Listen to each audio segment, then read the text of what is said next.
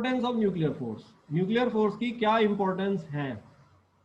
तो बेटा nuclear force जो है, जैसा कि मैंने बताया कि न्यूक्लियॉन्स के बीच में होती है, तो ये मैंने एक डायग्राम बनाया हुआ है। तो इसमें एक न्यूक्लियॉन से मैंने बहुत सारे न्यूक्लियॉन्स की तरफ इस स्ट्रॉन्ग अट्रैक्टिव न्यूक्लियर फोर्स को दिखाया हुआ है, जो कि इस न्यूक्लियॉन से अलग अलग डिस्टेंस पर हैं।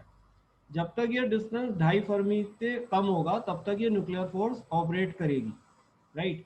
तो ये सब में अट्रैक्टिव फोर्स है और सब में जो एक्सचेंज पार्टिकल है वो मेसन है, जो कि रेडियो एक्टिव है। और अगर विद इन न्यूक्लियॉन बात करोगे तो मैं समझा चुका हूँ, it is with by quarks and the exchange particle is gluon. ये लीक होती है, राइट, और पड़ोसियों में चली जाती है। तो ये स्ट्रांगली अट्रैक्टिव फोर्स है, शॉर्ट रेंज फोर्स है। नाउ क्या होता है कि यही न्यूक्लियर फोर्स ही न्यूक्लियर एनर्जी के लिए रिस्पॉन्सिबल है। देखिए अगर फोर्स है, जैसे मैंने अभी यूकावा पोटेंशियल बताया आपको कि अगर फोर्स है तो there is an electrostatic there is a nuclear potential, right. So nuclear potential here is Yukawa potential. तो from this we can say कि अगर फोर्स है न्यूक्लियॉन्स के बीच में, right, so there is an energy, there is an energy, because if there is a force there is some energy which is between the nucleons। ये वही energy है जिसे हम न्यूक्लियर वेपन्स में प्राप्त करके विध्वंस करते हैं और जिसे हम न्यूक्लियर रिएक्टर में प्राप्त करके बिजली बनाते हैं। तो इस तरह से न्यूक्लियर फोर्स ही न्यूक्लियर एनर्जी के लिए रिस्पॉन्सिबल होती है। नाउ अब हमें क्वेश्चन आता है कि ये न्यूक्लियर एनर्जी आई कैसे।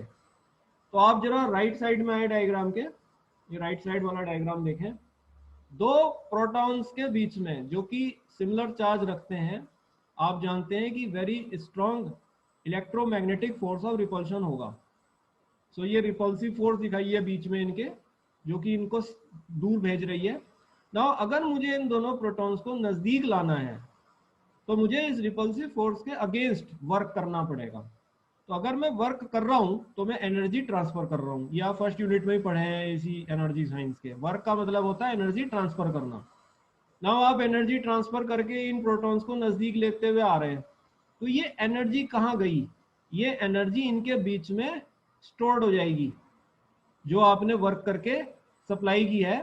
This energy will be stored. और इसका एक प्रूफ भी है कि ये स्टोर्ड है भी या नहीं। न्यूक्लियस का जो मास होता है वो हमेशा न्यूक्लियॉन्स के मास से कम होता है, right. Mass of the nucleus is less than ZMP plus A minus ZMN। तो Z है एटॉमिक नंबर, जितने ये होते हैं उतने इलेक्ट्रॉन और उतने प्रोटॉन होते हैं। तो एक प्रोटॉन का मास लिया हुआ है मैंने, तो ZMP हो गया mass of total protons. A है मास नंबर। तो मास नंबर से अगर आप एटॉमिक नंबर को घटाओ तो आपको नंबर ऑफ न्यूक्लियॉन्स मिलेंगे, कितने हैं न्यूक्लियस में। तो Mn है मास ऑफ न्यूक्लियस, तो ये A माइनस ZMN हो गया टोटल मास ऑफ न्यूट्रॉन्स। तो अगर मैं इन्हें जोड़ूं तो मुझे मास ऑफ न्यूक्लियॉन्स मिलेगा। तो जो एक्चुअल न्यूक्लियस का मास है वो इनसे कम होता है। तो ये एनर्जी गई कहाँ? ये डिफरेंस गया कहाँ? ये मास डिफेक्ट होता है, जितना इनका डिफरेंस है।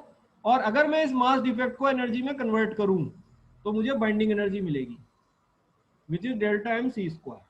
ये अभी हम आगे पढ़ेंगे, बाइंडिंग एनर्जी वाली टर्म सब इस यूनिट में आएगी, बट बेस तो आपका बन रहा है, राइट। तो ये इंपॉर्टेंस है न्यूक्लियर फोर्स की, कि न्यूक्लियर फोर्स ही न्यूक्लियर एनर्जी के लिए रिस्पॉन्सिबल होती है।